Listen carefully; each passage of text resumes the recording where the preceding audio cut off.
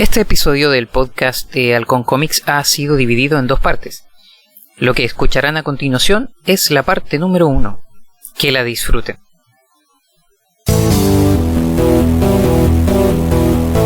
Las páginas de aventuras se despliegan mil historias, superhéroes, las figuras, en la mente mil memorias, villanos y héroes luchan en combate sin cesar.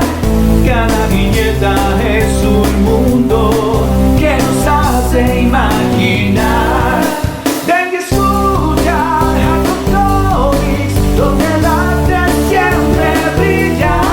Ven y escucha lo independiente, con pasión y maravilla.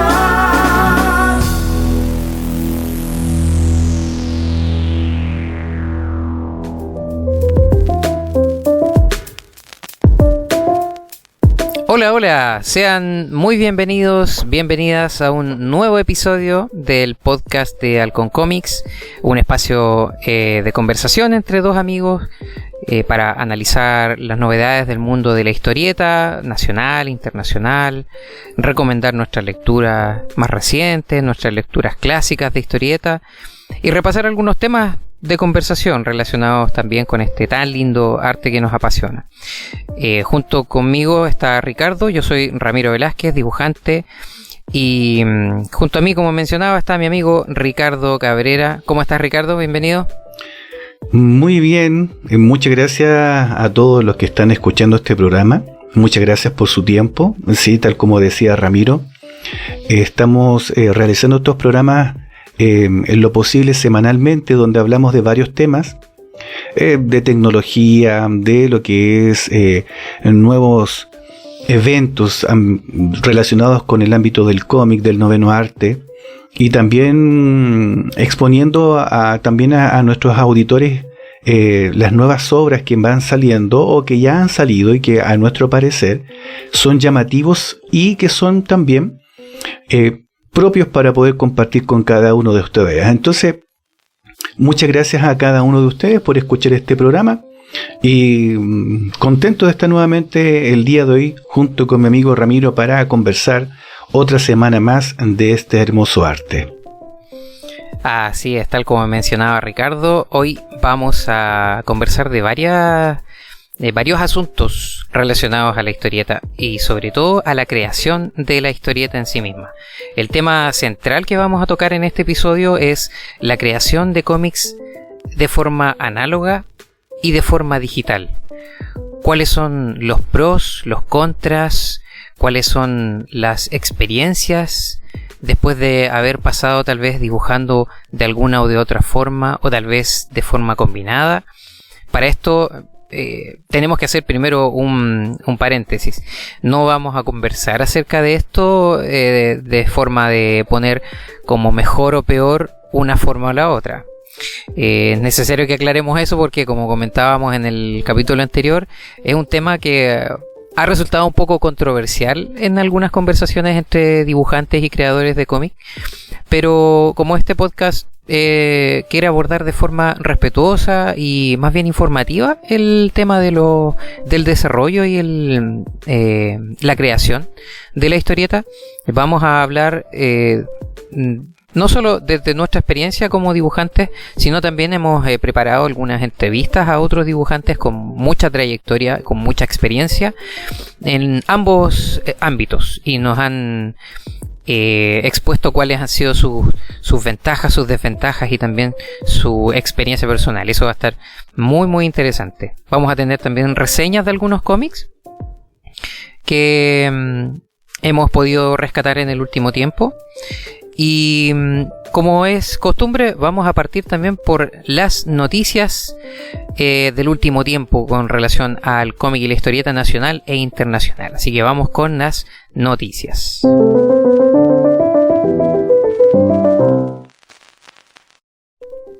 Como primera noticia, voy a abordar una noticia de carácter nacional. Y es porque personalmente me llamó la atención, y yo creo que a muchos redes sociales también les llamó la atención lo que sucedió lamentablemente con Editorial Acción Comics y una licencia que estaban intentando publicar acá en Chile. Hace un tiempo atrás, su editor Claudio Álvarez había anunciado en redes sociales que iban a publicar en Chile el cómic Loco Sexton, un cómic que es muy interesante porque juntó en su momento a dos grandes de la historieta latinoamericana, como son Héctor Germán Oesterheld en el guión y los dibujos de Arturo del Castillo, personas de las que habíamos hablado en el episodio anterior, reseñando tanto El Eternauta como Los Tres Mosqueteros.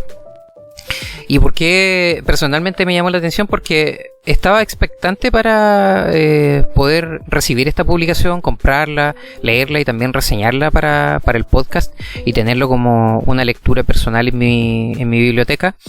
Pero lamentablemente, y voy a leer específicamente lo que comunicó el editor también nuevamente en sus redes sociales de Action Comics con relación a lo que pasó con esta licencia. El comunicado dice: amigos y amigas, lamentamos comunicarles que hemos tomado la difícil decisión de cancelar la publicación de Loco Sexton, obra que habíamos anunciado y cuya preventa ya se realizó. Esta determinación responde a una controversia con los derechos de la obra que surgió durante esta semana en Argentina y en la que Action Comics no tiene ninguna responsabilidad. Una de las bases de nuestro trabajo con licencias internacionales es la claridad en las condiciones y términos de los acuerdos. En este caso, luego de haber firmado y pagado el contrato de publicación con quienes entendíamos eran los dueños de los derechos y quienes han licenciado la obra para otros países, y cuando estábamos listos para entrar a imprenta con el material, la familia de uno de los autores se comunicó con nosotros, o sea con Action Comics, para exigir que también negociáramos con ellos. Tras no lograr que las partes involucradas llegaran a un acuerdo que no implicara que la editorial tuviera que firmar contratos separados por una misma obra y con el fin de proteger los intereses de Action Comics, que en este escenario se exponía posteriormente a exigencias similares, también de parte de otros familiares, nos vimos obligados a desistir de la publicación. Obviamente esto implica asumir el costo del trabajo que ya habíamos realizado y aceptar el daño a nuestra reputación por cancelar un libro que muchos y muchas estaban esperando, pero creemos que es la única decisión responsable en el actual escenario. Lamentamos profundamente no poder publicar Loco Sexton y traer así a los lectores y lectoras de Chile el talento combinado de Oesterheld y del Castillo, como era nuestra intención. Como podrán imaginar, este proceso nos ha dejado lecciones y también nos ha golpeado como la microeditorial que somos. Al respecto, y aquí ellos proceden a comunicar las determinaciones que han tomado, que son lamentables, pero esperamos en algún momento que esto se pueda revertir. La primera es que van a reembolsar todas las preventas de Loco Sexton, se van a comunicar con quienes participaron en la preventa para asegurarles que se realice de forma más rápida y simple. Y lamentablemente por este y otros hechos con los que tuvieron que lidiar, comunican: nuestra línea de rescate no tendrá nuevos títulos de manera indefinida, nacionales ni extranjeros. No trabajaremos ni publicaremos proyectos de este tipo durante 2024.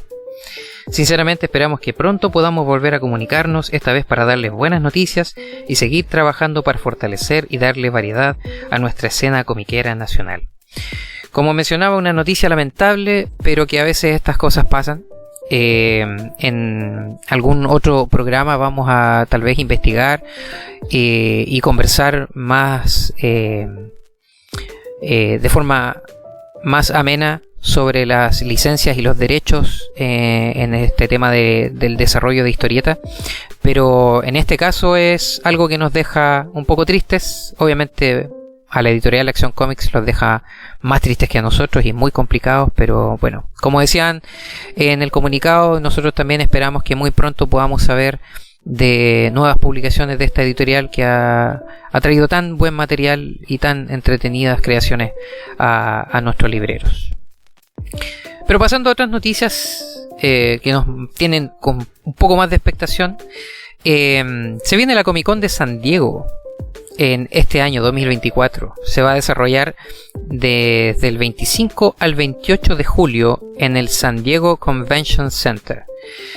Como ya es clásico de cada año, va a reunir a muchísimas editoriales del mundo del cómic, también empresas del entretenimiento como las series de televisión, de streaming, del cine y de los videojuegos. Pero nos interesa mucho este evento en particular a los amantes del cómic porque, como sabemos, cada año aquí es cuando se anuncian los ganadores de los premios Eisner, que se realiza en los días viernes de la convención. En este caso va a ser el viernes 26 de julio. Hay muchos nominados, las categorías han ido creciendo con el tiempo. Hay muchos nombres y muchos títulos que se desarrollaron y se publicaron durante el año pasado y que están expectantes a ver quiénes son los ganadores de las diferentes categorías este año. Y nosotros también vamos a estar expectantes para en posteriores programas tal vez hablar de lo que resultó ser en materia de anuncios. Recordemos que hay muchos anuncios que hacen las editoriales y las diferentes productoras que participan en este evento, y también de los ganadores para analizar sus historias también. Y hablando de nuevas historias, hace poco se estrenó en cines la película de Intensamente 2, que yo creo que muchos ya han ido a ver o tal vez están esperando que salgan plataformas de Disney para poder verla en sus casas. ¿Y por qué traigo una noticia relacionada a Intensamente 2? Porque ya habían desarrollado, después de que salió la primera película, una novela gráfica. Como era costumbre en los años 90, sacar una novela gráfica que adaptara la historia cinematográfica a la historieta o el cómic.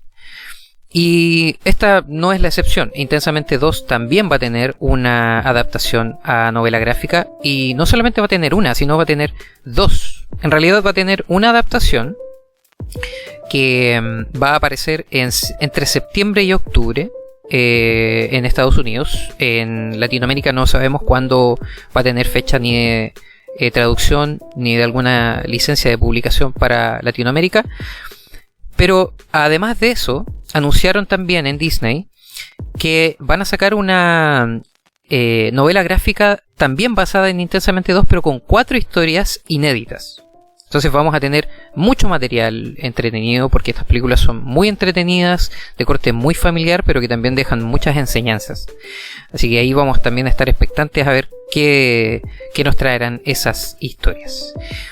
Y para finalizar las noticias que yo encontré relevantes, es una que nos lleva al año que viene, al año 2025.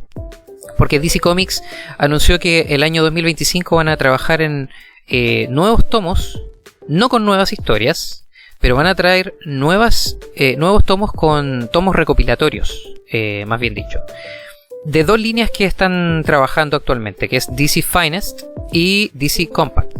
DC Finest es básicamente lo que hemos visto en el último tiempo acá en Latinoamérica, con tomos recopilatorios que se han vendido de tapa dura, de un formato un poco más grande, estilo libro para poder tenerlo en biblioteca, y que son recopilaciones de historias clásicas reimpresas y reeditadas y republicadas.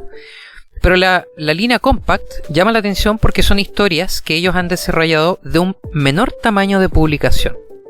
Nosotros estamos acostumbrados al tamaño del cómic clásico, que como en Estados Unidos se mide en pulgadas, 6x6 por 10x1, que es el formato clásico el que tenemos las historietas nosotros. Pero lo que ha anunciado DC es que va a traer historietas un poco más pequeñas, de medidas 5,5 pulgadas por 8,5, más cercanas al formato como de libro de bolsillo, que se llama, entre comillas. Y eso nos va a permitir tener clásicos, porque también son reediciones y republicaciones de clásicos como Kingdom Come y algunas historias de Superman, entre otras, para poder tenerlas en un formato más cómodo de viaje, para llevarlas en nuestra mochila, en nuestro bolso, en lecturas casuales, etc. No está tanto pensadas para tenerlas en nuestra biblioteca, tal vez sí, pero también de forma que el lector que viaje y quiera llevarse alguna lectura pueda trasladarlas de forma más fácil. Esas son las noticias que he rescatado yo. Ricardo, ¿tienes alguna noticia para el programa de hoy? Sí, la noticia que tengo acá tiene relación con el manga. Para los que les gusta mucho Dragon Ball, quizás conozcan que hay una publicación que está todavía en circulación en Japón, que ha sido organizada por Saikyo Jump. Esta es una especie de antología que fue publicada principalmente por Shueisha. Y porque es interesante lo que está organizando Saikyo Jump. Bueno, desde el año 2021 a la fecha hay un proyecto que se llama Dragon Ball Super Gallery. Este proyecto contempla que varios dibujantes famosos de otros mangas puedan realizar una portada de estas revistas de Dragon Ball. Y, por ejemplo, en agosto del año 2021, el creador de Naruto, Masashi Kishimoto, hizo la portada del volumen 11. Ahora, es interesante porque en el transcurso de todos estos años, varios creadores de manga, por ejemplo, algunos que son seguidores de Tatsuki Fujimoto, que es el que creó el Chainsaw Man, o por ejemplo Demon Slayer, saben que estos son mangakas que son bastante conocidos, y ellos participaron en la creación de portadas para esta recopilación de información. Ahora, la noticia que tiene que ver con esta publicación es bastante bonita. Es muy bonita porque tiene algo especial. Para quienes conocen o recuerdan Slam Dunk, que fue una animación que acá en Chile golpeó muy fuerte a una gran variedad de personas de diferentes edades, este creador de este manga, Takehiko Onue, hizo una portada, pero lo bonito que hizo Onue fue que en la portada que hizo para el volumen 36, según tengo entendido que ese es el número, que es el 40 aniversario de Dragon Ball, dibujó a Goku con una chaqueta. Todos pueden recordar que lamentablemente Akira Toriyama, el creador de Dragon Ball, falleció este año, el 1 de marzo de este año 2024, provocando una tristeza enorme para quienes son seguidores de este manga. Y que si bien que podría llamarse ¿cómo lo podríamos decir? Como el heredero del estilo de Akira Toriyama, que se llama Toyotaro, me parece que así se llama, Toyotaro, el dibujante. Lo que hizo este creador, hablando de Slam Dunk, lo hermoso, y si ustedes buscan por internet lo van a encontrar. Por ejemplo, hay una página que fue donde yo encontré la noticia principalmente, que es supergeek.cl. Muestra la imagen de la portada de este número, y en la chaqueta de Goku se puede apreciar la fecha 03/01/2024, y abajo otro pequeño cartelito que dice Thank you. ¿Y por qué es algo muy lindo? Porque obviamente esa es la fecha en que falleció Akira Toriyama, y este artista le puso a esa fecha abajo la palabra gracias. Entonces, ustedes recordarán que cuando murió Akira Toriyama, en las redes sociales muchísimos mangakas hicieron dibujos sobre Dragon Ball, dándole las gracias a este creador, porque Dragon Ball fue una de las animaciones o uno de los mangas que permitió que en muchos países se reconociera el manga como un arte secuencial, más allá de lo que se conocía hasta esa fecha, de lo que se podía encontrar de DC Comics o Marvel Comics. Y estamos hablando de un manga que fue hecho hace muchos años en Japón, y que hasta el día de hoy tiene una gran influencia sobre otros creadores también de manga. Por ejemplo, a lo mejor ustedes han visto Spy X Family, Bleach o JoJo Bizarre, que muchos de nosotros lo hemos visto porque nos llama la atención el diseño de personajes y han salido muchos capítulos también de la animación. One Piece también es uno de los que también están influenciados por el trabajo de Akira Toriyama, y eso es, el ver que otro dibujante, o varios dibujantes más bien dicho, hayan hecho portadas para el aniversario de Dragon Ball, es algo que nos llama la atención, pero por sobre todo el cariño que demuestra este autor en la portada de este recopilatorio, podríamos decir, o de un tomo especial, en donde Onue pone la palabra gracias a un creador que muchos de nosotros también nos sorprendió por la calidad de su trabajo, tanto en el manga como también en otro tipo de... porque Akira Toriyama no solamente es creador de Dragon Ball, tiene otras creaciones también y participó en los diseños de personajes de videojuegos también. Entonces, esta noticia, además de ser un buen recordatorio de que el arte puede también llegar a calar hondo en otras personas, también demuestra la gratitud que tiene el resto de la gente sobre las creaciones también que uno pueda llegar a tener. Así que es bonito. Este número se está, de acuerdo a la información que pude recopilar, corresponde a este mes de julio 2024, en donde Takehiko representa una portada de Dragon Ball, que es el número 17, y esto tiene largura, se supone que hasta noviembre de este año, y se espera que el creador de Yu Yu Hakusho, o otro a lo mejor lo pueden recordar como Hunter x Hunter, que también se dio una animación acá en Chile, que es Yoshihiro Togashi, va a ser un tomo especial.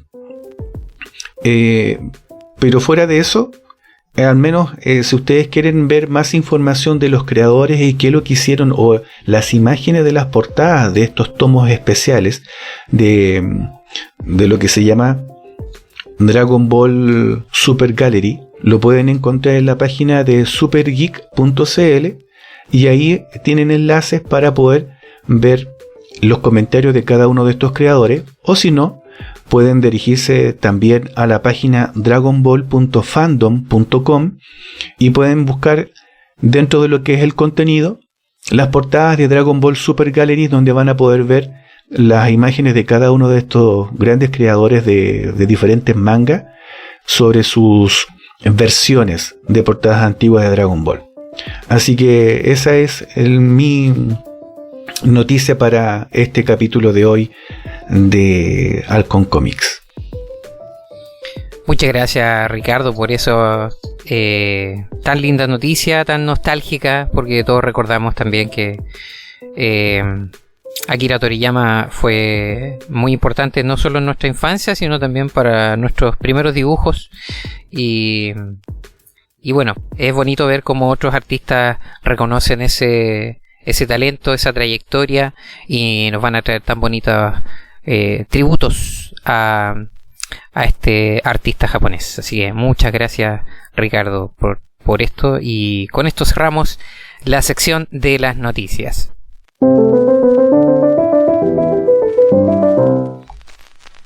Y ahora pasamos a otra sección clásica también de nuestro podcast, que son las reseñas de cómics que hayamos leído en el último tiempo, o de cómics que queramos recomendar hacia nuestros amigos auditores.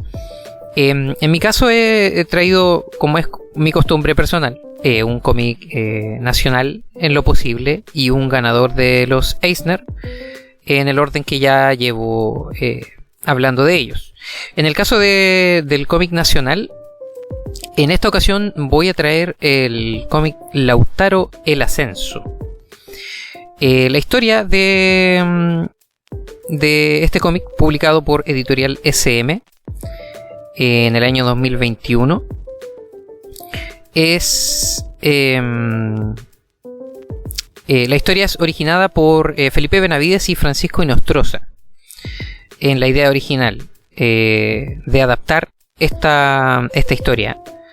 Y el dibujo, el guión en sí, es elaborado por Francisco Inostroza, y los dibujos y las tintas son hechas por Claudio Muñoz. Y el color por Cote Carvajal. Y los rótulos son por Felipe Benavides. Y ¿por qué traigo este cómic a reseña? Porque últimamente también ha sido protagonista de varios eventos importantes. Si hablamos de premios, Lautaro El Ascenso ha sido muy premiado en los últimos certámenes, no solo a nivel nacional, sino también a nivel internacional. Ha recibido premios FIC como por mejor guión, mejor dibujo y mejor portada. Recibió también premios Pepo en el Salón de la Historieta del Bío Bío por mejor publicación, mejor guión, mejor dibujante, mejor entintador. Y también recibió la medalla de bronce en el Japan International Manga Awards, que es un premio que se da en Japón a las historietas del extranjero para los japoneses. Y Lautaro El Ascenso ganó el tercer puesto, la medalla de bronce en este certamen. Y bueno, no solamente las premiaciones, yo creo que todo lo que involucra este cómic en sí lo ha catapultado también ahora se ha anunciado sus publicaciones en el extranjero. Será publicado en Estados Unidos por editorial Ends of the World y también en Corea del Sur. ¿Y por qué es y por qué lo traigo a reseñarlo y a recomendarlo en esta ocasión? ¿Y por qué ha recibido tanto? Porque la historia en particular narra las vivencias de Lautaro o Leftraru, un personaje mapuche de la historia de Chile, durante la batalla de Tucapel. El libro no abarca una historia extensa ni detallada de la vida de este personaje, sino que se centra específicamente en un periodo crucial de la historia tanto de él como de el que lo toma y el que lo saca de su familia para educarlo, entre comillas, como Pedro de Valdivia. Y en esta historia narran lo que sucede en los últimos momentos de esta batalla y cómo la resistencia mapuche logra derrotarlos. El guión, como mencionaba, está elaborado no para ofrecer tanto detalle histórico de los personajes, aunque sí aporta mucho, porque si revisamos la bibliografía del libro contiene mucha investigación. Al final del libro van a encontrar la bibliografía y van a poder comparar de dónde sacaron toda la información para poder hacer tanto la historia como los dibujos. Es muy exacta en términos históricos y muy investigada. Pero presenta la historia de forma que cuando yo lo leí, por lo menos me imaginé viendo un cortometraje de esta batalla. No solo relata los hechos que fueron aconteciendo, también tiene flashbacks hacia la educación que recibió Leftraru de parte de Pedro de Valdivia y cómo esto fue relacionado a la caída final de los españoles en esa batalla en particular. Como mencionaba, tanto el guión como los dibujos están muy bien compaginados. El dibujo de Claudio Muñoz está muy apropiado para este tipo de historia y para la historia en sí. A mí se me hace como un dibujo un poco estilo western, pero va muy bien con los acontecimientos que relatan en esta historia. Y el prólogo del libro ya nos habla un poco de los elementos gráficos que vamos a observar. Es un prólogo que sirve como guía de lectura para esta historia y que nos va a ayudar a distinguir elementos como diferencias tonales en los colores, en los contrastes, algo que le da un poco de separación de fondos o tridimensionalidad en la lectura y que lo hacen, como digo, aparte del formato, que está dibujado en formato horizontal más bien que vertical, tipo cómic europeo podríamos verlo de alguna forma, o como historieta latinoamericana. Se parece un poco a lo que habíamos visto de El Eternauta, por ejemplo, en el formato, pero te da la sensación de estar viendo algo que perfectamente podría ser adaptado para cinematografía como un corto, porque tal vez si desarrollan un poco más podría llegar a ser una película en sí, pero ya con este material es suficiente como para poder producir material audiovisual. Entonces tiene muchos matices, tiene muchos tonos, tiene una lectura muy rica, muy sencilla también, no, a pesar de que fue investigado con historia antigua, no contiene elementos cargadísimos de lenguajes tan rebuscados. Entonces no se hace difícil de leer, no se hace complicado y cierra muy bien. Aunque podríamos esperar tal vez que la historia continuara, porque sabemos que la historia de Chile continúa y tiene su historia previa a lo que estos artistas conceptuaron en este libro, pero queda muy bien. Así que recomendadísimo, no solo por la calidad que contiene, sino por lo premiado que ha sido en el último tiempo. Y el otro cómic que también traigo es un cómic que fue premiado en los Eisner del año 1991. El episodio anterior había reseñado uno que fue premiado en el 89. Algunos se preguntarán por qué no hubo Eisner en los años 90, por qué no trajiste, Ramiro, un cómic del año premiado en el año 90, perdón. Porque ese año no hubo premiación de los Eisner, por diferentes circunstancias, por faltas de acuerdos, etcétera. Y podemos buscar información al respecto, porque lo poco que encontré fue que hubo varios inconvenientes que hicieron que no se hiciera premiación en el año 90. Pero desde el 91 en adelante, la Comic Con de San Diego toma las premiaciones y se hace cargo de la producción de todo esto. Entonces, el año 91 se retoman los premios Eisner. Y uno de los ganadores de este año es Cenozoic Tales. Tal vez a algunos no les sonará por el título, pero si digo Cadillacs y dinosaurios, algunos tal vez van a decir, pero ¿por qué se llamaba Cenozoic Tales? ¿Y por qué no Cadillacs y dinosaurios? Bueno, Cadillacs y dinosaurios fue un término que recibió después, fue un título que se acuñó avanzado en los 90, mientras se seguían publicando números de esta historia. Pero originalmente se llamaba Cenozoic Tales. De hecho, en el año 86, la primera historia, que se llamó solamente Cenozoic, fue parte de una antología de Kitchen Sink Press, la editorial que lo trajo, esa antología se llamó Death Rattle. En el número 8 apareció este número que llamó mucho la atención. Y producto de eso, en febrero del 87 se comienza a publicar Cenozoic Tales de manera regular. Y los primeros números son los que le dan el premio como mejor serie en blanco y negro en el año 91. Como mencionaba, después en los 90 la fama de esta serie hizo que cambiara de nombre a Cadillacs y dinosaurios, se hiciera una serie animada por la CBS, se hicieran videojuegos de arcade, videojuegos de consola, juegos de rol, y sacaran un montón de otra mercancía relacionada. Y es así como nosotros llegamos a conocer esta historia.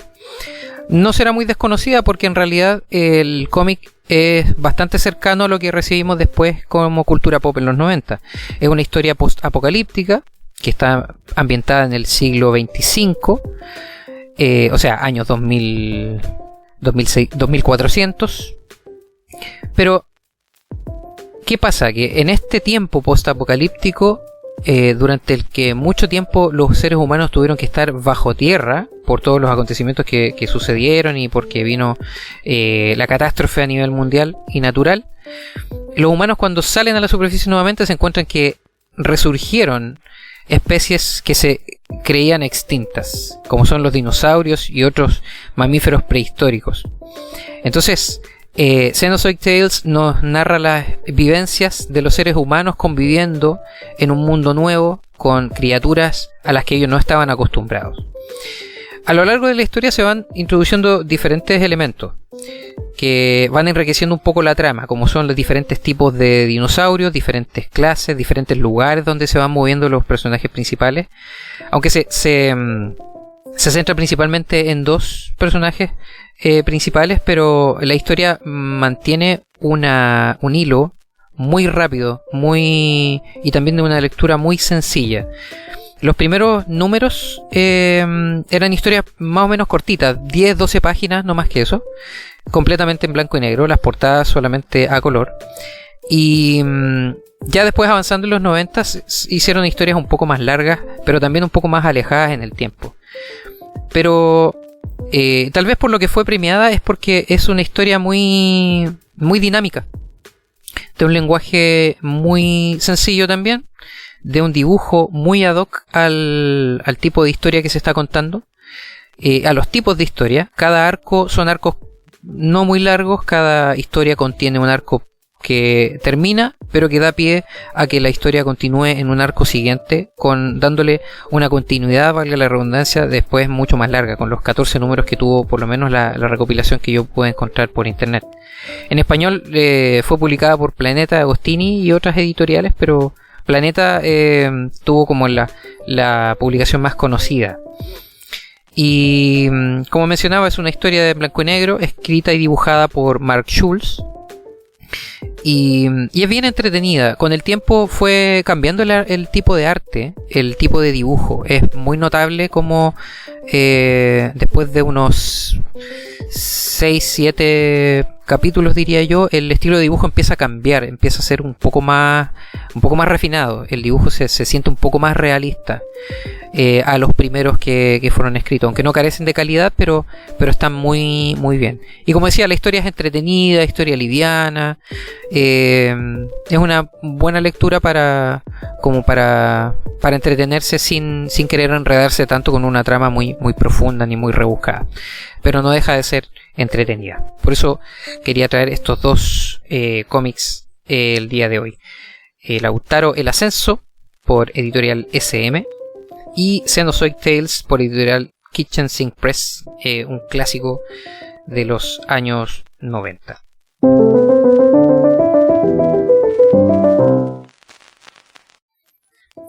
Y bueno, ahora pasamos al tema principal de este programa, que habíamos conversado en el inicio, en la introducción, y también lo habíamos anunciado en el programa anterior, que es los cómics análogos, la creación de cómics, análogos o digitales. ¿Qué formato es mejor o peor? No vamos a hablar de eso, sino que vamos a hablar de las herramientas disponibles, de las que han dispuesto los dibujantes a través de la historia, de las nuevas herramientas que existen tanto en análogo como en digital. Y vamos también a terminar esta sección con unas entrevistas, unas preguntas que le hicimos a dibujantes de trayectoria para poder saber también cuál ha sido su experiencia y su trayectoria con diferentes herramientas de dibujo. Partiendo por la creación de cómics análogos, y decidimos partir por esto porque históricamente las primeras herramientas de dibujo son de forma análoga. De hecho, los primeros registros de dibujo, sin irnos en mucho detalle de historia, ni fechas, ni civilizaciones, etcétera, datan de hace mucho tiempo atrás. Yo creo que por muchos de nosotros es conocido el antiguo Egipto y los papiros, los jeroglíficos. Si vamos un poco más atrás, las cavernas también, que contenían no solo ilustraciones rígidas o ilustraciones centradas en una sola acción, sino que muchos de ellos tenían arte secuencial ya desde los inicios, mostrando procedimientos, tal vez contando historias incluso de cacería, de guerras, hablando ya de los tiempos de los egipcios en adelante. Hubo mucho avance y evolución tanto en las historias que se iban dibujando y contando como en los materiales que se utilizaban. Hubo diversidad de uso del papiro. Básicamente los egipcios y las antiguas civilizaciones usaban el papiro como un método más diplomático, pero en las paredes de muchos edificios se han encontrado dibujos secuenciales. Los materiales que se utilizaban en ese tiempo eran lo que se tenía a poca disposición. Se usaban meramente carbón, piedras teñidas, tal vez de óxidos y otros minerales que daban ciertos colores a la obra, que al roce dejaban su marca tanto en la piedra o en los materiales sobre los que ellos estuvieran dibujando. Y de a poco fueron apareciendo más que superficies, porque el papiro fue evolucionando hacia el papel de manera bastante rápida en la historia, pero fueron apareciendo otros implementos, otras herramientas para dibujar. por mucho es sabido que ya los chinos también, hace muchos años, tenían el manejo de la tinta. Aunque aparece en otras civilizaciones también, diferentes tintes con los que empiezan a trabajarse. Pero es muy conocidísimo lo que fue pasando con las tintas, con las plumas, ya en la Edad Media y más cercanos al Renacimiento y al Barroco, donde se fueron desarrollando escritura y dibujos con plumas, diferentes tipos de papeles prensados, y que poco a poco las tintas fueron utilizándose en plumas más rígidas. Así como por ejemplo en el Barroco surge la pluma con punta metálica, que es la precursora de las plumillas que fuimos conociendo con el tiempo y que son ahora muy utilizadas también en algunos dibujos análogos. En términos de color, empezaron a ser muy utilizados también los óleos, acrílicos, otros materiales sintéticos de pintura, más allá de los que se conocieron en su momento, sacados de tintes de origen natural o animal. Empezaron ya de a poco a fabricarse tanto materiales como encontrarse materias primas que pudieron permitir que los colores y las tintas fueran de producción un poco más al alcance también de las personas. Y bueno, ahí de la Edad Media podemos ir evolucionando rápidamente a los años de modernidad, porque a día de hoy muchos conocemos acá en Chile se conoce como tiralíneas, bueno, reciben muchos nombres. El rapidógrafo es, creo, el término como más técnico. ¿Qué es el rapidógrafo? Es lo que conocemos como este lápiz con un contenedor de tinta en su interior y que puede ir soltando tinta sin tener que sin diferenciar la presión que le demos, soltar la misma cantidad de tinta para el dibujo. Esto fue inventado ya en los años 50, 1953 básicamente. Pero no dio lugar a que se reemplazaran los métodos que ya se utilizaban, como por ejemplo la plumilla clásica que se mojaba en tinta india le llaman en Estados Unidos, tinta china también utilizan otros, pero esta tinta que al uso de la plumilla podemos tener diferentes grosores según la plumilla que utilicemos. En Japón es muy muy conocido el uso de diferentes tipos de plumillas para lograr diferentes efectos, diferentes grosores, y también se pueden combinar, a día de hoy se combinan con muchas otras técnicas de ilustración. Podemos encontrar cómics que mezclan tintas con acuarelas. También hemos encontrado cómics dibujados como a nivel de pintura, con acrílicos, con óleos, de forma muy muy trabajada, pero llevándolo como a la sencillez del dibujo. Ya sistemáticamente de los cómics encontramos muchos dibujos con grafito. Hablando del grafito, también el grafito surgió en el tiempo del Renacimiento y de ahí se quedó en adelante. Entonces las técnicas análogas a día de hoy básicamente han sido una evolución de lo que pasó del Renacimiento en adelante, trayendo los grafitos para dibujar. Muchos lo han utilizado como parte del boceto. Después surgen los grafitos de colores para lograr bocetos de diferente color. Muchas veces el azul fue utilizado porque a la hora de imprimir era más fácil que no se viera en la impresión final por la fotocomposición de la obra. Pero hay dibujantes que han utilizado grafitos rojos, grafitos verdes, diferentes colores en el grafito para después pasar al dibujo definitivo, tal vez en lápices o si no directamente con las tintas. Y ahí también podemos encontrar diferentes usos de herramientas para entintar. Como ya hablábamos, el tiralínea, las plumillas, también se utilizan pinceles para entintar. Y esto combinado con otros diferentes tipos de materiales. Con respecto al papel, por muchos ha sido utilizado de muchas formas el papel, y con su evolución ha tenido también diferentes gramajes y diferentes composiciones. A día de hoy por temas de cuidado medioambiental, la fabricación del papel ha sido bastante cuidada, pero para los requerimientos de dibujantes actualmente sí se necesitan papeles de alta resistencia, tanto por el borrado del grafito para sacar los bocetos y dejar las tintas con el menor deterioro posible. Han ido desarrollándose papeles de gramajes que facilitan esta situación. Por ejemplo, gramajes de 180 gramos, de 200, 220, 250, hasta acuarelas en las que se recomienda usar 300 gramos en el papel, tanto para absorción de tinta como para absorción de los colores, o para lo que mencionaba, para que a la hora de borrar el boceto en grafito no sufra tanto daño el papel y la tinta quede casi sin ningún inconveniente. Pero eso ha ido avanzando con los años y las tecnologías también han ido cambiando y han ido aplicando nuevas herramientas. De esas herramientas nos va a hablar nuestro amigo Ricardo. Muchas gracias por esa gran investigación que hiciste, Ramiro.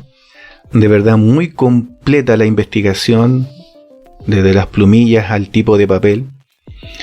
Y es cierto, a medida que ha ido avanzando el tiempo, nos hemos ido encontrando con que se han ido inventando o recreando herramientas para la creación de ilustración y también para lo que es el cómic.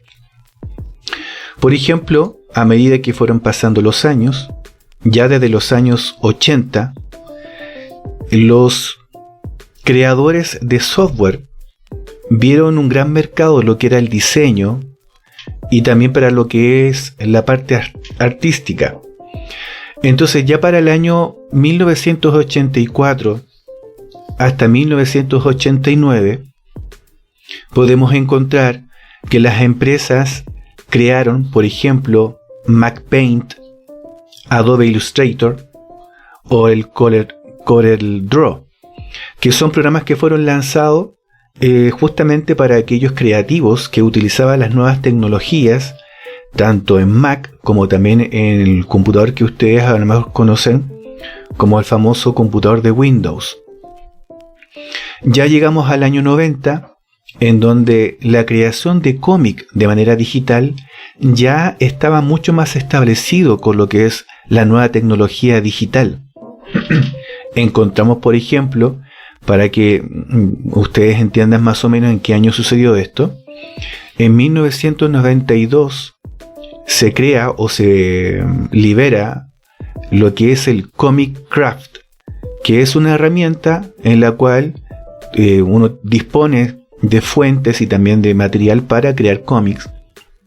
Y en el año 95 también se publica el programa que se llama Comic Creator, que es algo mucho más orientado a lo que es el cómic.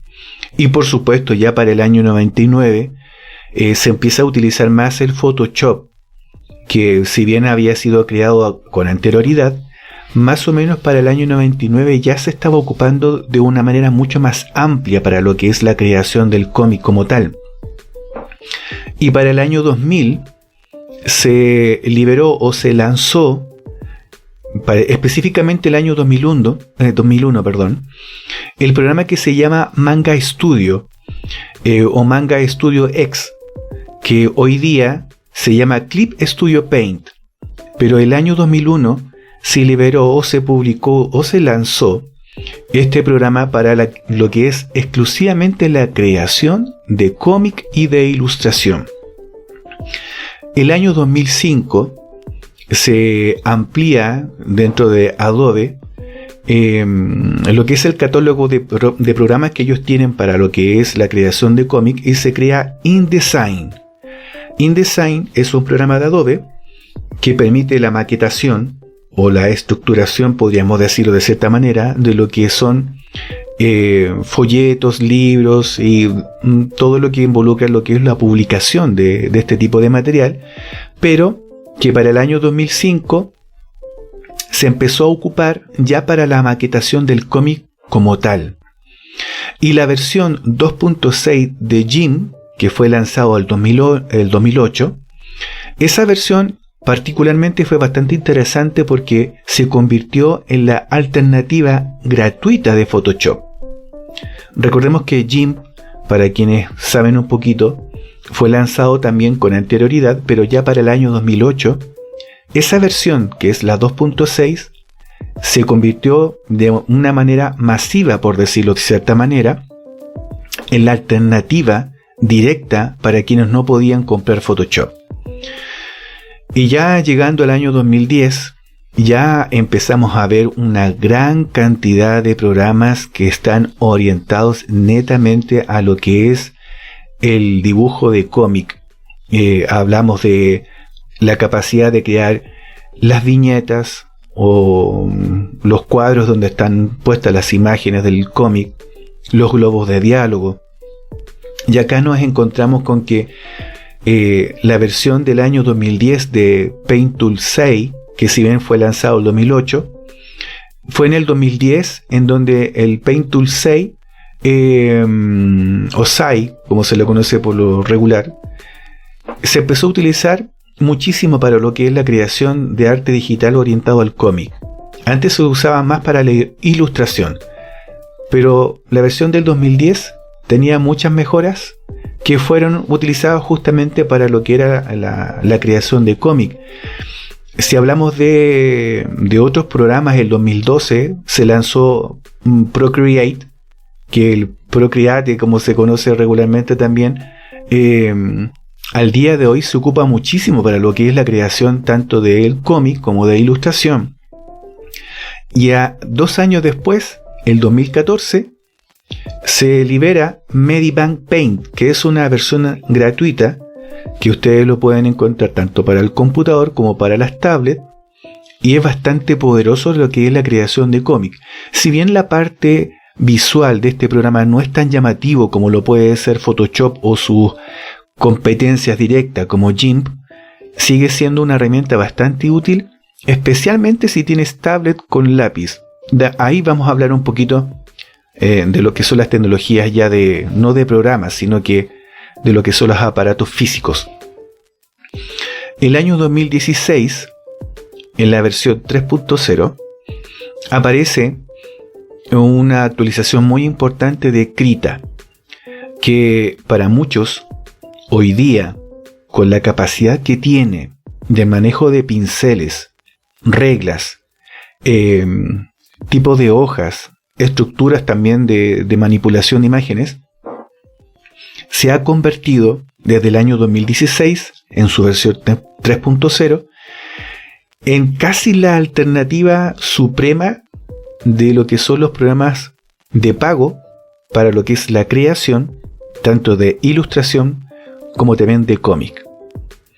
Y también encontramos, tanto en su versión de pago como en versiones de prueba, el año 2017 se lanzó el Affinity Designer, que también es otro programa que también se utiliza para lo que es la ilustración y el dibujo digital, en donde los creadores también pueden optar por las herramientas para crear cómic.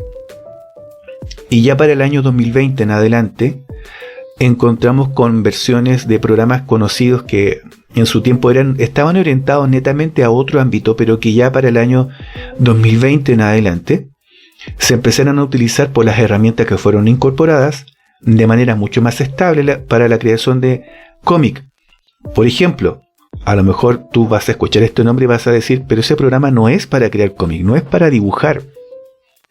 Bueno, a partir del año 2020 sí se puede utilizar para eso, que es Blender. Desde el año 98 Blender fue creado específicamente para lo que es la creación de modelos 3D. Con el tiempo se fue utilizando para la creación de animaciones. Bueno, hoy se puede usar para la creación de material 2D, a pesar de que sea un ámbito en 3D.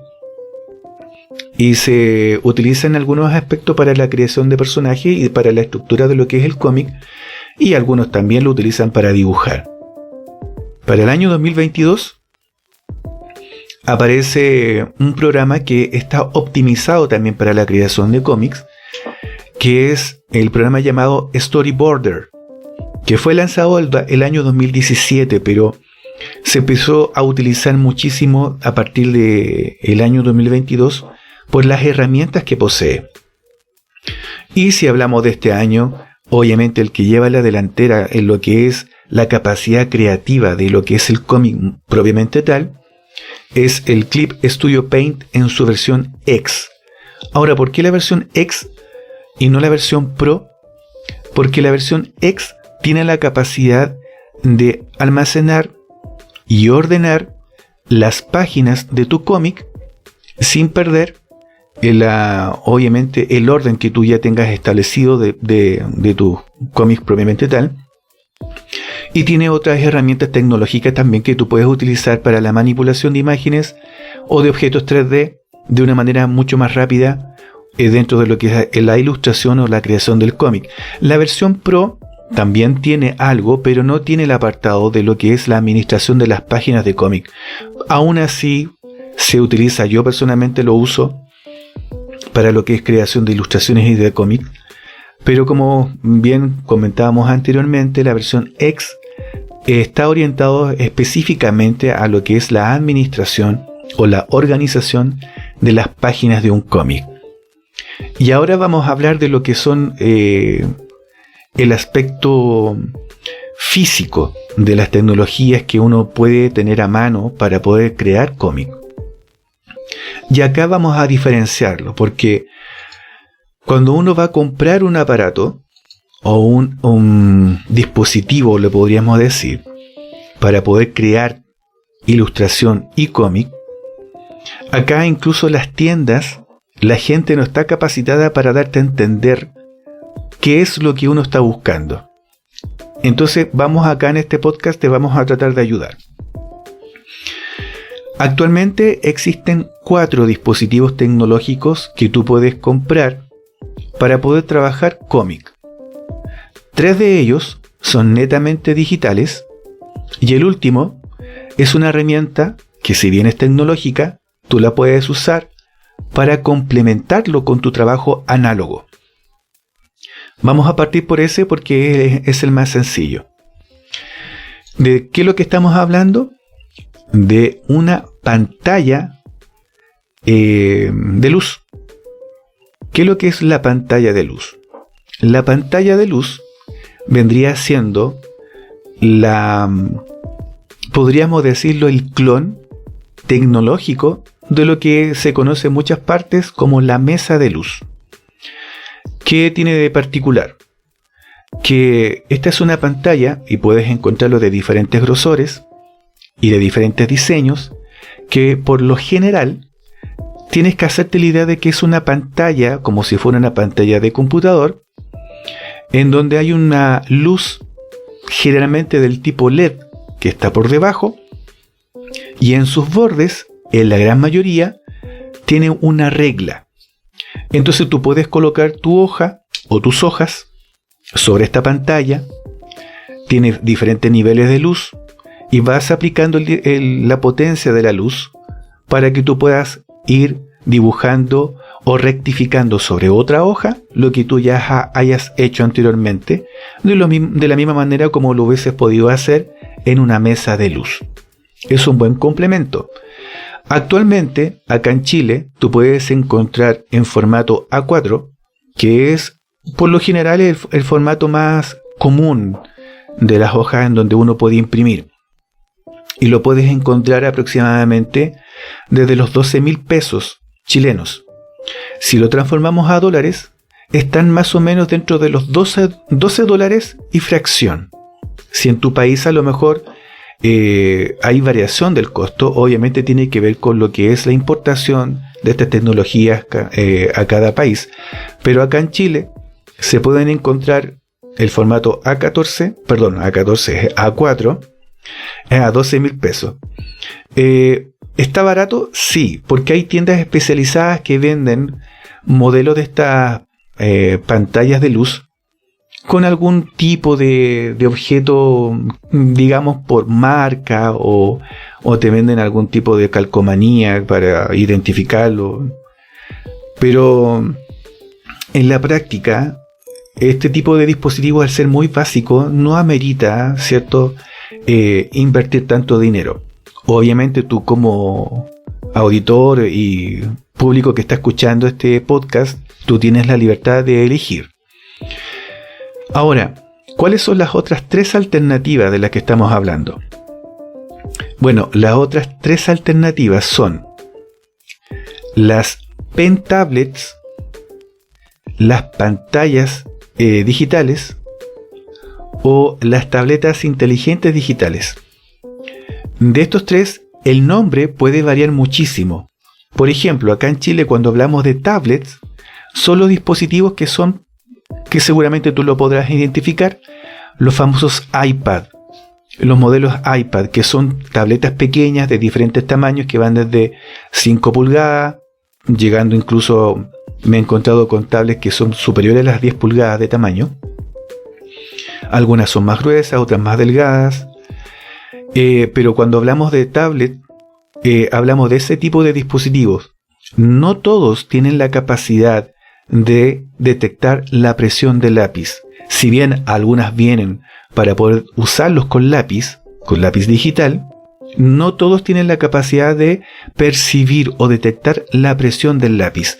Por lo tanto, va a depender mucho del modelo de la tablet que tú vayas a escoger. Y ese es el primer dispositivo que tú tienes a mano. Los precios van a variar. No vamos a hablar de precios en este caso, porque aquí vamos a encontrar de muchos modelos, de diferentes tipos también, de marcas. Pero esencialmente una tablet es lo que podríamos decir un iPad de la marca que tú encuentres, en donde puedes encontrarlo con un lápiz dentro del mismo producto, o lo puedes comprar aparte y que la tablet es capaz de detectarlo como un dispositivo de entrada, reconociendo los niveles de presión. Ahora, recomendación. Esto sí ya es una recomendación de parte de nosotros como podcast, porque el conocimiento de la parte técnica también creo que es importante compartirla con ustedes. Al momento de comprarse una tablet, verifiquen, por supuesto, que la cantidad de memoria RAM que tenga ese dispositivo esté entre los 8 GB de RAM o superior. ¿Por qué? Porque las tablets que tengan menos capacidad de RAM están orientadas más a la lectura y a la navegación de Internet. Si tú necesitas un programa para dibujar y no quieres experimentar que al pasar el lápiz se te quede pegado en algunos momentos, siempre es recomendable que verifiques que la memoria RAM de tu tablet sea de 8 GB de RAM o superior. Si te compras de menos RAM, a lo mejor puede ser que puedas trabajar para hacer tus dibujos, pero te vas a encontrar con esa pequeña diferencia en que los trazos se te van a quedar un poquito pegados de vez en cuando. Si a ti no te molesta y tu bolsillo se ve afectado por comprar algo más potente, tienes la libertad para hacerlo. Pero es bueno que tú tengas en consideración eso. El tamaño de la pantalla va a depender de ti también. Hay pantallas que son bastante pequeñitas. Los celulares hoy en día, hay algunos modelos de celulares que vienen con lápiz para tomar notas directamente en él. Y yo conozco artistas que literalmente sus cómics los hacen en su celular. Como habíamos dicho anteriormente, hay programas como el Medibank, que es un programa gratuito que tú puedes descargar en los dispositivos Android. Desconozco si está para Mac, pero tú, si tienes un celular Android, puedes descargar esta aplicación y puedes crear manga directamente en tu celular con un lápiz. O si no, pantallas más grandes, y hay modelos de tablets que vienen incluso hasta con teclado, protector de pantalla, en el sentido de que se puede proteger lo que es de roces o rayones en la pantalla. Y vienen incluidos también lápices, y obviamente el costo asociado es más grande, pero esencialmente son eso. Ahora, el siguiente dispositivo, ¿cuáles son? Estamos hablando ahora de lo que son las pantallas, que son, podríamos decirlo, pantallas para dibujar. Tú a lo mejor en tu país lo vas a encontrar como los pen display o pantallas con lápiz o pantallas táctiles, van a tener muchos nombres, pero esencialmente es una pantalla que se conecta directamente a un computador, y la capacidad de la pantalla es que por lo general viene con un lápiz incorporado y tú puedes dibujar sobre la pantalla.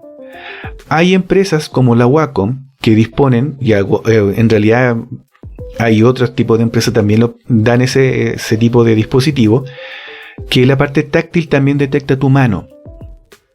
Hay otros que solamente detectan el lápiz. La recomendación es, depende de lo que tú quieras hacer.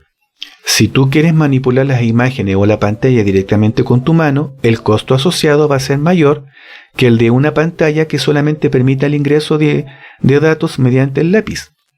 Incluso hay pantallas que al día de hoy el lápiz no es necesario cargarlo de manera electrónica. No viene con batería, no viene con un cable extra para conectarlo al computador para cargarlo. Yo, por ejemplo, personalmente tengo un dispositivo, una pantalla digital, que se le conoce acá en Chile también como pantalla digital, que viene con un lápiz, y el lápiz no es necesario cargarlo. La pantalla se hace cargo de detectar los componentes electrónicos del lápiz, por lo tanto no tengo que estar pendiente de cargar o no este tipo de dispositivo.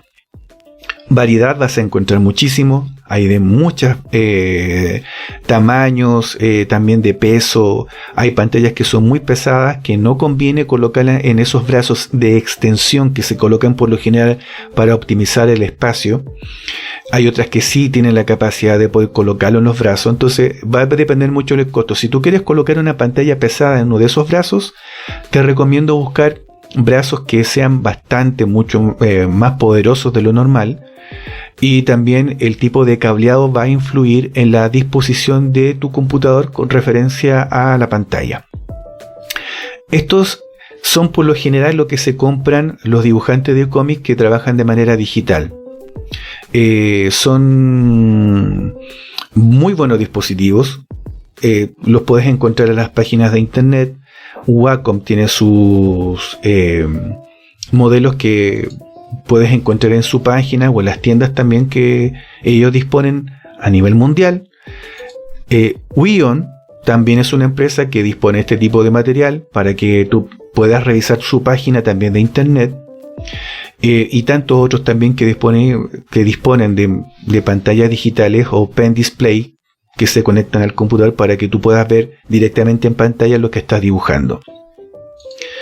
Y la tercera alternativa, ya estamos hablando de dispositivos que son mucho más particulares, que son los computadores portátiles o los computadores que son para dibujar como tal, que son prácticamente nuevos. ¿En qué se diferencia entre una tablet y lo que son las pantallas digitales? Bueno, estos son dispositivos que, a diferencia de las tablets, por ejemplo, disponen de todo lo que puedes encontrar en un computador, pero en un dispositivo único creado por las empresas, optimizados para el dibujo. Por ejemplo, puede ser que tú, si has visto o has escuchado las noticias, Microsoft en este momento tiene un modelo de Surface que es el Surface Studio. En el caso de Wion, ellos también tienen un dispositivo que se llama Canvas Studio, y en su página de internet, al menos en la parte de acá de Chile, tú puedes encontrar el Canvas Studio de 24 pulgadas o el Canvas Slate, que es de 10 pulgadas y contiene Android. Estos dispositivos, como les acabo de comentar, están optimizados para tener todos los programas y todo su dispositivo y el hardware orientados a lo que es la ilustración y la parte gráfica. Esos son los tres dispositivos que tú puedes encontrar. Ahora, si bien te acuerdas, habíamos conversado sobre el tema de las tablets. Bueno, las tablets también tienen un pequeño apartado. ¿Y por qué lo dejé al último? Porque creo que para todo dibujante es bueno tenerlo a mano. Estas tablets, que no son las típicas que uno se compra como tipo celular o como el iPad, ya no se están viendo tanto como antes, porque las empresas se han dado cuenta que es mucho más fácil vender las tablets con Android o el mismo iPad con lápiz que vender los otros modelos. Pero es importante que tú igual los conozcas. ¿Cuáles son estas tablets? Bueno, en lo que es Wacom, tú lo puedes identificar como las Wacom Intuos. Si tú las buscas como tal, te vas a dar cuenta que es una especie de mousepad, es un pequeño dispositivo que no contiene pantalla, no se ve nada sobre ella.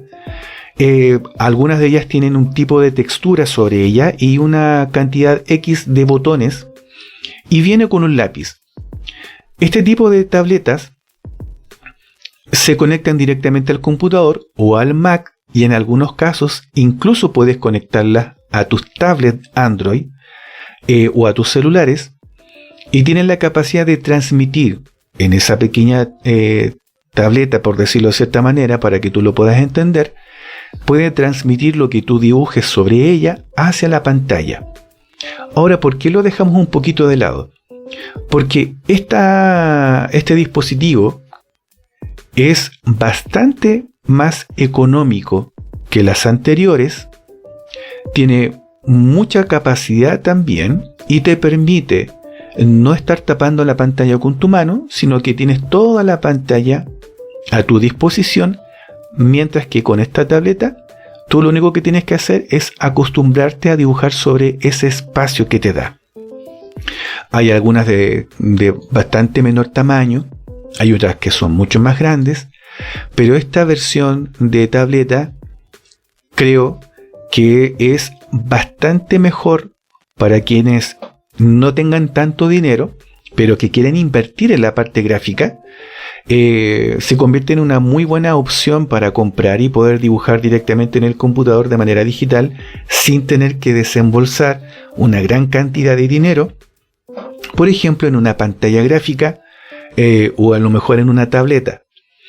Por lo general acá en Chile, las Intuos te puedes encontrar con versiones de 50.000 pesos, 60.000 pesos, y ya llegando incluso a superior a los 120.000 pesos, que ya estamos hablando de tabletas mucho más grandes. Pero por lo general siguen siendo alternativas mucho más baratas y permiten el manejo directamente de lo que es la creación de un cómic digital a lo que es el dispositivo. Recomendación: hoy la mayoría de los programas que son para creación de cómics necesitan tener una cantidad de RAM de la misma manera como lo que habíamos conversado anteriormente sobre las tablets, hablando del iPad. En el caso del computador, estos generalmente utilizan mucho más recursos en otras cosas que las tablets. Por lo tanto, recomendación: al día de hoy, los computadores que tengan sobre 16 GB de RAM van a servirte bastante mejor que una que tenga menos. Generalmente ahora se están vendiendo equipos de Windows y Mac que por base tienen 8 GB de RAM. Yo principalmente no los recomiendo porque los programas han ido avanzando demasiado y ya están consumiendo demasiados recursos.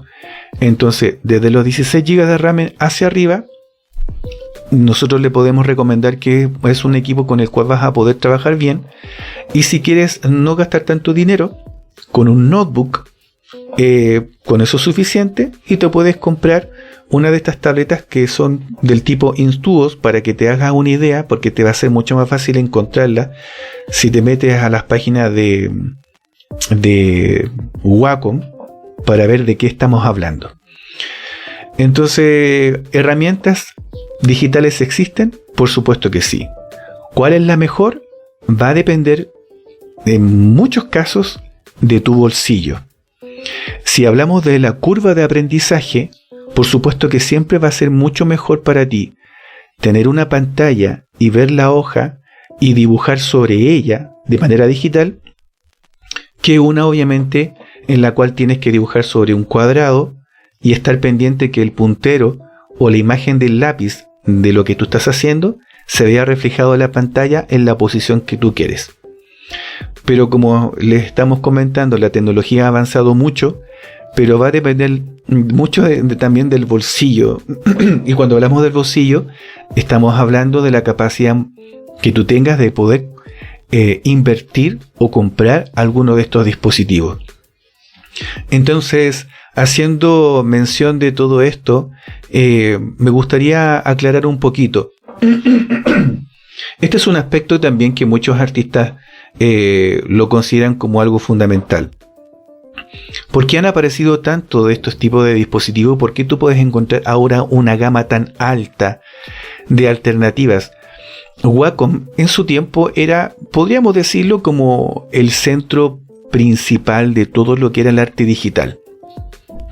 Pero con el transcurso de los años, como ya habíamos mencionado, si bien el arte digital comenzó aproximadamente el año 84 con el lanzamiento de MacPaint, con los años ha ido aumentando la necesidad de tener equipamiento mucho más potente.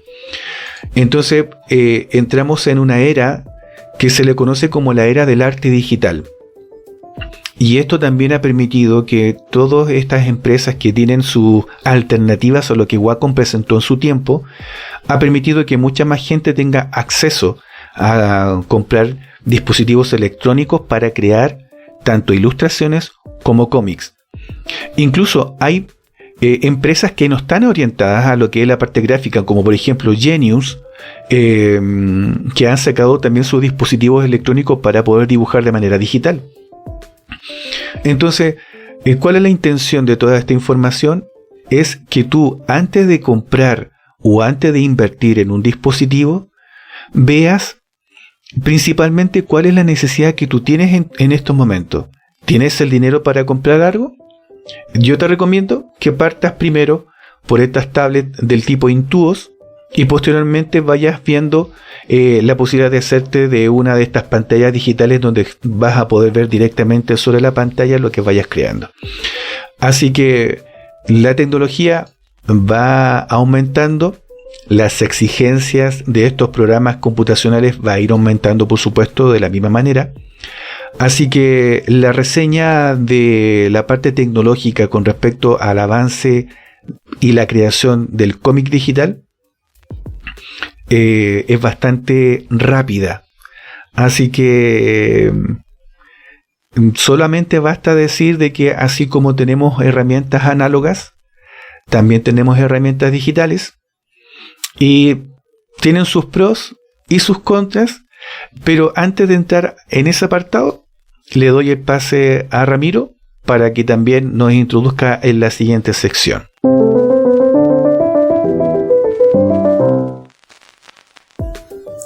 Esta ha sido la primera de dos partes en las que hemos dividido este capítulo. En la segunda parte escucharán los comentarios de 4 dibujantes nacionales acerca de la creación de cómics tanto en análogo como en digital en su experiencia y nuestros comentarios finales respecto al tema.